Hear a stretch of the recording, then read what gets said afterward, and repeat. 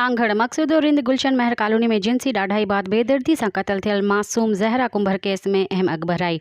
हिकु हफ़्तो अॻु मक़सूदुरिंद लॻ गुलशन महर कॉलोनी में मासूम ॿारड़ी ज़हरा कुंभर सां जिनसी ॾाढाई जो निशानो बणण बाद बेदर्दी सां क़त्ल कंदड़ जवाबदार खे पुलिस सोघो करे वरितो। SSP Sanghar Abid Ali Baloch SSP office में प्रेस कॉन्फ्रेंस कंदे चयो त ज़हरा कुंभर जे क़त्ल केस ते जोड़ियल टीम टेक्नोलॉजी जी मदद सां ज़हरा कुंभर खे क़त्ल कंदड़ जवाबदार अब्दुल कादिर वल्द साईं बख्श बिरोही के गिरफ़्तार करे वरितो आहे। SSP सांगड़ आबिद अली बलोच जे प्रेस कॉन्फ्रेंस कंदे चयो त हिन अफ़सोसनाक वाक़े में मुलविस जवाबदार अब्दुल कादिर बिरोही पुलिस अॻियां पंहिंजे ॾोह जो बि एतराफ़ कयो आहे। हिन केस जी वधीक जांच कई पई वञे। मज़ीद ख़बरनि ऐं तफ़सीलात लाइ विज़िट कयो असांजी वेबसाइट www.awamiNewsHD.com ऐं ॾिसंदा रहो अवामी न्यूज़ HD।